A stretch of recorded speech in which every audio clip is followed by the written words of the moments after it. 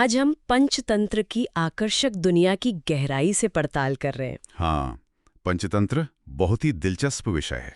ये प्राचीन भारत की वो कहानियां हैं जिन्होंने कह सकते हैं सदियों से लोगों को रास्ता दिखाया है और सोचने पर भी मजबूर किया है। बिल्कुल। हमारे पास इसके इतिहास और इसके साहित्यिक विश्लेषण और सांस्कृतिक असर पर कई स्रोत हैं। तो हमारा मकसद है कि इन सब में से जो ज्ञान और समझ के जरूरी मोती हैं वो चुने। सही है, एक गहरी डुबकी लगाते हैं इसमें। तो चलिए शुरू करते हैं। सोचिए एक पुराना सा दरबार है। हाँ। एक गुरु है और कुछ राजकुमार, और खास बात यह कि उन्हें सीखने में कोई दिलचस्पी नहीं है। हाँ, ये कहानी का बड़ा अहम हिस्सा है। और गुरु उन्हें जानवरों की कहानियां सुना रहे हैं, पर ये सिर्फ कहानियां नहीं है ना? ये तो जिंदगी जीने की कला के सबक हैं। बिल्कुल सही। और इसकी जड़ें वो करीब 200 ईसा पूर्व तक जाती हैं। 200 ईसा पूर्व काफी पुराना है। हाँ, बहुत। कहा जाता है कि एक राजा थे, अमर शक्ति। वो अपने बेटों की शिक्षा को लेकर काफी चिंतित थे। अच्छा। तो उन्होंने पंडित विष्णु शर्मा से मदद मांगी, और विष्णु शर्मा ने उन्होंने वादा किया कि वो 6 महीनों में, सिर्फ 6 महीने में? हाँ, 6 महीनों में इन कहानियों के जरिए राजकुमारों को शासन कला और जीवन की व्यावहारिक समझ यानी नीति सिखा देंगे। 6 महीने में शासन कला और जीवन का ज्ञान, ये तो आज भी बहुत महत्वाकांक्षी लगता है। तो पर यही तो कमाल था इन कहानियों का। इनमें ऐसा क्या खास था? और ये नाम पंचतंत्र, इसका क्या मतलब है? देखिए, पंचतंत्र का मतलब है 5 ग्रंथ, या कह लें 5 रणनीतियां। 5 रणनीतियां? अच्छा, कौन सी? ये 5 हिस्से हैं। पहला, मित्र भेद, यानी दोस्तों में फूट डालना या उनका अलगाव। दूसरा, मित्र लाभ, दोस्त बनाना। तीसरा, काकुलुकियम, इसमें कौवे और उल्लू की कहानी है, मतलब युद्ध और शांति की बातें। अच्छा, युद्ध और शांति पर भी? जी हाँ। चौथा है लब्ध प्रणाशम, यानी हाथ आई चीज का खो जाना। ओह। और 5वां, अपरीक्षित कारकम, मतलब बिना सोचे विचारे काम करना। ये तो बहुत व्यवस्थित लगता है। हाँ, और इसकी बनावट भी अनोखी है। एक मुख्य कहानी के अंदर कई छोटी छोटी कहानियां बुनी हुई हैं। कहानी में कहानी? हाँ, इससे पाठक बंधा रहता है, और जो सबक हैं वो ज्यादा असरदार तरीके से सामने आते हैं। और हाँ, सबसे यादगार चीज, वो बोलने वाले जानवर, शेर, सियार, कछुआ, क्या बात है उनमें कि वो हमें आज भी इतने याद हैं। यही तो बात दिलचस्प हो जाती है। ये जानवर असल में, आप कह सकते हैं, इंसानी फितरत के अलग अलग पहलुओं की प्रतीक हैं। प्रतीक? जैसे? जैसे शेर है, वो बहादुर है पर उसमें अहंकार भी हो सकता है। सियार चालाक है। कछुआ, वो धीमा है पर स्थिर है। अच्छा। तो इससे जो नैतिकता का उपदेश है वो सीधा सीधा नहीं लगता, कहानी में घुल मिल जाता है। मतलब बोरिंग लेक्चर जैसा नहीं लगता। बिल्कुल। और ये भी दिखाता है कि ज्ञान सिर्फ इंसानों से ही नहीं, हमें प्रकृति से भी मिल सकता है। तो ये जानवर इंसानी स्वभाव दिखा रहे थे, लेकिन इन प्रतीकों के जरिए विष्णु शर्मा असल में सिखाना क्या चाह रहे थे?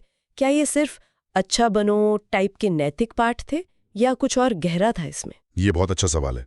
ये असल में व्यावहारिक ज्ञान यानी नीति पर बहुत जोर देता है। नीति, व्यावहारिक ज्ञान। हाँ, दिलचस्प बात यह है कि पंचतंत्र सिर्फ आदर्शवाद या कोरी नैतिकता का पाठ नहीं पढ़ाता, बल्कि ये सफल जीवन और खासकर शासन के लिए जरूरी व्यावहारिक चतुराई और सही रणनीति पर भी जोर देता है। अच्छा, तो मतलब सिर्फ अच्छा होना काफी नहीं है। उनका मानना था कि दुनिया में सिर्फ भोलेपन से काम नहीं चलता, आपको चतुर भी होना पड़ेगा। इसमें जैसे भरोसेमंद दोस्त कैसे चुनें, झगड़े कैसे सुलझाएं, जल्दबाजी में फैसले लेने से कैसे बचें। वो कहानी याद है ना, नेवले वाली? हाँ, ब्राह्मण और नेवले की, बिना सोचे समझे। बिल्कुल। और चापलूसों से कैसे सावधान रहें, ये सब सबक हैं इसमें। ये शासकों के लिए तो एक गाइड बुक जैसी थी ही, पर आम इंसान के लिए भी उतनी ही प्रासंगिक है। अच्छा, तो ये सिर्फ नेक बनने की बात नहीं, बल्कि दुनियादारी और स्ट्रैटेजी समझने की भी बात है। ये पहलू वाकई इसे काफी अलग बनाता है। सही कहा। पर इतनी पुरानी भारतीय कहानियां ये दुनिया भर में कैसे पहुंच गईं? इनका सफर कैसा रहा? अरे, ये इसका सफर तो कमाल का रहा है। माना जाता है कि बाइबल के बाद शायद ये दुनिया की सबसे ज्यादा अनुवादित किताबों में से एक है। सच में? बाइबल के बाद? हाँ, सोचिए, 6वीं शताब्दी में इसका पहलवी यानी पुरानी फारसी में अनुवाद हुआ। 6वीं शताब्दी में? फिर सीरियाई में, और 8वीं शताब्दी आते आते अरबी में इसका अनुवाद हुआ, कलीला व दिमना नाम से। कलीला व दिमना, सुना है ये नाम। हाँ, ये अरबी अनुवाद तो न सिर्फ इस्लामी दुनिया में बेहद मशहूर हुआ, बल्कि अरबी गद्य साहित्य का एक मील का पत्थर माना जाता है। कमाल है। और फिर वहां से ये ग्रीक, लैटिन, हिब्रू और फिर लगभग सभी यूरोपीय भाषाओं में पहुंची। कहते हैं कि इसने ला फॉन्टेन जैसे यूरोपीय कहानीकारों को भी प्रेरणा दी। वाह, मतलब भारत से निकलकर पूरी दुनिया पर छा गई हैं कहानियां। बिल्कुल। लेकिन एक सवाल मन में आता है, क्या आज के इस तेज रफ्तार डिजिटल जमाने में, जहां ध्यान देना इतना मुश्किल हो गया है, ये थोड़ी धीमी गति वाली पुरानी कहानियां सच में कोई मायने रखती हैं? बिल्कुल रखती हैं। आप सोचिए, इंसानी रिश्ते, समाज के तौर तरीके, दोस्ती, धोखा, नेतृत्व की चुनौतियां, क्या ये बहुत ज्यादा बदले हैं? शायद बुनियादी तौर पर तो नहीं। वही तो। नैतिकता, सोच समझ के फैसले लेना, सही संवाद की अहमियत, वो बातूनी कछुए वाली कहानी याद है? हाँ, ज्यादा बोलने का नतीजा। बिल्कुल। और समस्याओं को सुलझाने के इसके सबक, ये आज भी उतने ही जरूरी हैं। तो इनका इस्तेमाल आज भी होता है? हाँ। आज भी बच्चों को नैतिक मूल्य सिखाने से लेकर, अब यकीन नहीं करेंगे, मैनेजमेंट और लीडरशिप ट्रेनिंग तक में इनके सिद्धांतों का इस्तेमाल होता है। मैनेजमेंट ट्रेनिंग में भी? वाह। जी, क्योंकि ये लीडरशिप, टीम वर्क, स्ट्रैटेजी पर बहुत प्रैक्टिकल बातें सिखाती हैं। तो कुल मिलाकर हम ये कह सकते हैं कि पंचतंत्र सिर्फ गुजरे जमाने की बच्चों की कहानियां नहीं है। नहीं, बिल्कुल नहीं। बल्कि ये व्यवहारिक ज्ञान का एक ऐसा खजाना है जो सिखाता है कि समझदारी, रणनीति और नैतिकता, ये सब साथ साथ कैसे चल सकती हैं। एकदम सही कहा। और अगर हम थोड़ी बड़ी तस्वीर देखें तो पंचतंत्र ये भी दिखाता है कि कहानियां कैसे संस्कृतियों और पीढ़ियों को आपस में जोड़ सकती हैं।